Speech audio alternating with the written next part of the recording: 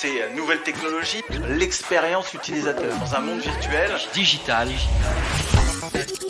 Les rendez-vous de la tech avec CDC Informatique. Bonjour et bienvenue dans les rendez-vous de la tech, le podcast de CDC Informatique. Je suis Audrey Bénard et je travaille au service communication. Dans ce podcast aujourd'hui, nous allons aborder un sujet d'actualité qui à la fois passionne mais aussi dérange, les IA génératives. Alors depuis quelques années maintenant, l'intelligence artificielle joue un rôle important dans les entreprises et dans notre quotidien, mais le boom des IA génératives marque, depuis quelques mois maintenant, une véritable révolution. L'IA générative, avec sa capacité à créer des contenus, des designs et des solutions de manière autonome, a pris une place prépondérante dans le paysage technologique moderne. Alors si cette innovation technologique peut enthousiasmer les uns et inquiéter les autres, encore faut-il lui accorder une juste place. Mais alors la question qui se pose, c'est IA générative, opportunité ou menace pour nos métiers ?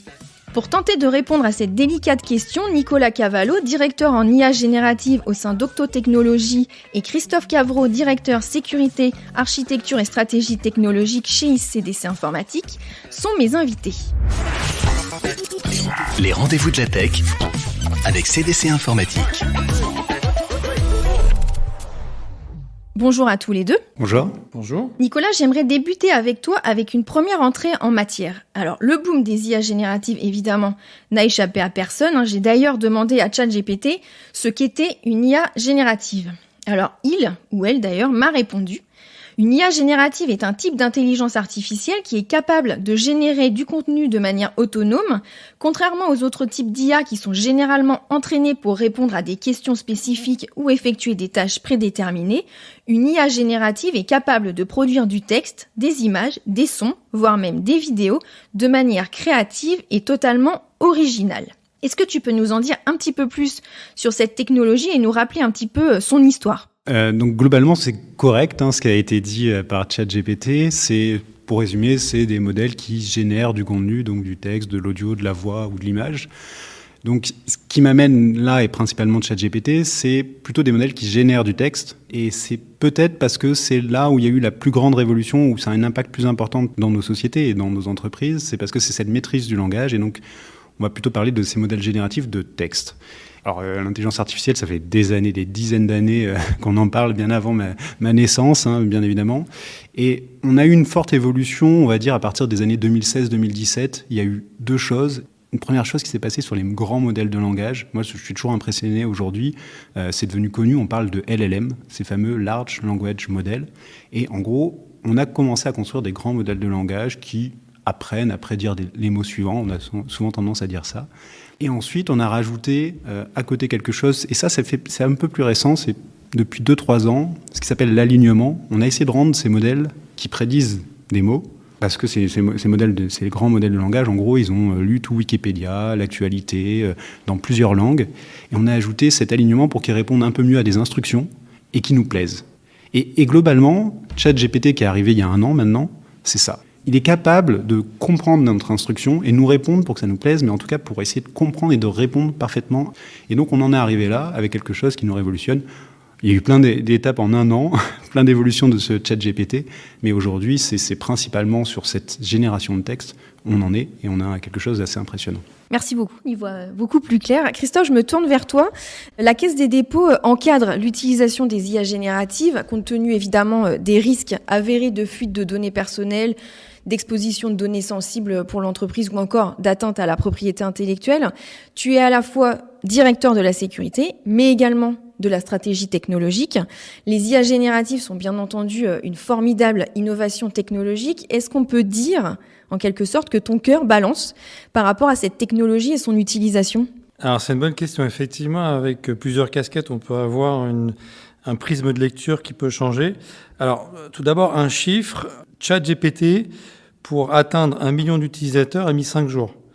Et donner un exemple bien plus connu, Netflix a mis 3 ans et demi pour atteindre 1 million d'utilisateurs. Donc, est-ce que j'ai le temps de me demander si mon cœur balance ? Je crois pas.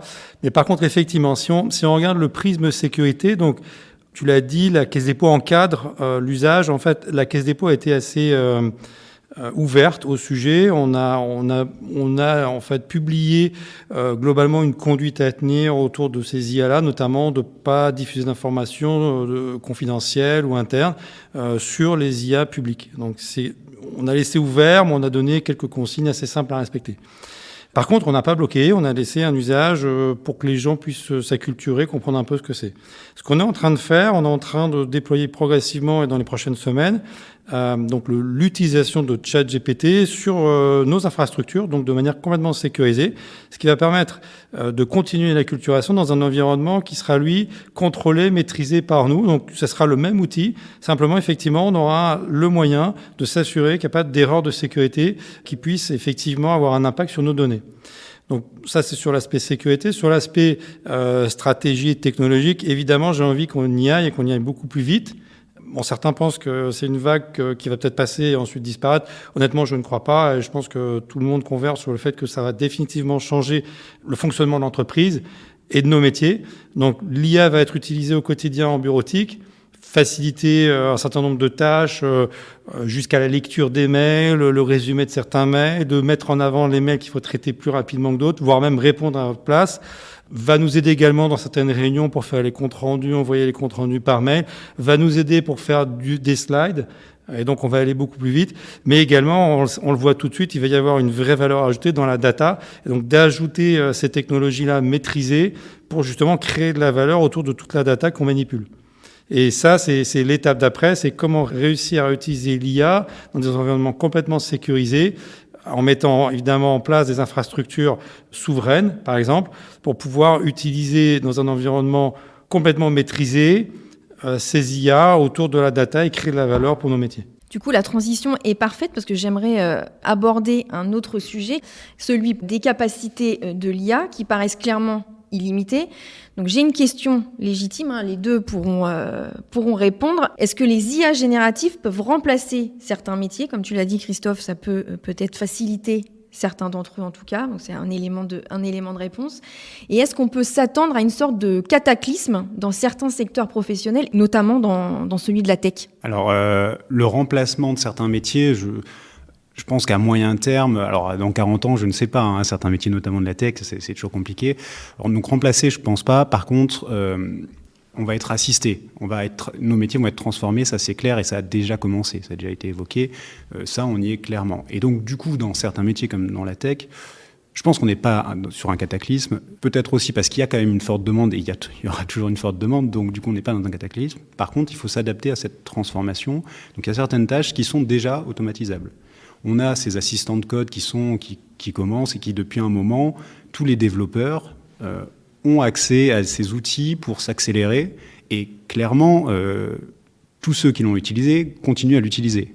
Et il va se passer comme il s'est passé il y a 15 ans avec, vous avez des développeurs qui se sont différenciés par rapport aux autres parce qu'ils utilisaient Google ou des outils comme ça en ligne. Ceux qui ne l'utilisaient pas étaient beaucoup plus lents. Et donc, bien évidemment, aujourd'hui, c'est un automatisme qui est évident. Ça va être un automatisme d'avoir un assistant de code pour les développeurs. Mais il n'y a pas que les métiers de la tech. On va avoir ces assistants. Donc, souvent, les Microsoft nous vendent ça comme des copilotes, mais on va avoir ces assistants dans beaucoup de tâches de notre vie quotidienne, vie professionnelle et vie quotidienne, à plusieurs niveaux. Donc oui, cette transformation, elle est évidente. Je pense que, contrairement à certaines vagues, on nous a souvent parlé par exemple du métaverse, où on aurait un impact réel. Aujourd'hui, les impacts, elles sont déjà réels dans nos entreprises, dans nos activités au quotidien, avec ces IA génératives en quelque sorte, et donc il faut se préparer. Ça, c'est une évidence. Donc après, à court, moyen terme, ça, il va falloir réfléchir, mais il faut s'adapter. Les premières choses sont les acculturations, se préparer à tout ça. Oui, en complément de ce qui vient d'être dit, je suis complètement d'accord avec ça. Je ne pense pas que, à mon avis, nos métiers ne vont pas disparaître, mais je pense plutôt qu'on va avoir des utilisateurs augmentés. Donc il va y avoir ceux qui vont utiliser ces nouvelles technologies et ceux qui ne les utilisent pas. Un exemple qui n'a rien à voir avec la tech, mais il y a eu des études sur justement comment utiliser l'IA dans la médecine. Et donc, ils ont donné à des IA entraînées sur des scanners, sur des IRM, l'analyse. Et en fait, on voit bien que l'IA est beaucoup plus performante qu'un médecin qui est pourtant habitué à analyser des radios. ou des scanners. Et donc, est-ce que les médecins vont disparaître? Clairement, non. Mais par contre, ils vont avoir un assistant à la décision qui va leur donner une certitude sur le diagnostic à faire. Donc moi, je crois que ça va être la même chose pour nous dans l'IT, globalement dans les métiers au sens large. On va avoir un assistant à la décision. Certaines tâches un petit peu désagréables vont être automatisées. Et d'autres, justement, ce temps-là va être utilisé pour créer de la valeur en utilisant l'IA ou pas. D'ici là, il va falloir quand même qu'on ait un certain nombre de problèmes avec l'IA parce qu'on a des problèmes de déontologie, d'éthique. Les IA, en fonction des entraînements qui sont faits, peuvent dévier. On a aussi encore des phénomènes d'hallucination. Les IA, quand elles ne connaissent pas la réponse, inventent une réponse. Donc bon, ça, il va falloir qu'on le gère, mais ça va être géré dans les prochaines versions. On pense qu'on va réussir à le faire. Mais je crois définitivement qu'on n'aura pas de disparition de nos métiers, mais on va avoir une transformation et avoir des utilisateurs augmentés, donc qui vont pouvoir réaliser les tâches plus facilement et toutes les tâches désagréables vont être faites par des robots, des IA, et ils vont pouvoir se concentrer sur les tâches à valeur ajoutée plus intéressantes. Donc, comme beaucoup de choses, l'IA, c'est en gros notre attitude justement vis-à-vis de cette technologie et ses utilisations qui constituent en fait une opportunité ou une menace. Je pense qu'on peut résumer un petit peu comme ça. Donc merci tous les deux pour ces éclairages. Et quant à moi, je vous dis à la prochaine. Merci. Merci. Les rendez-vous de la tech avec CDC Informatique.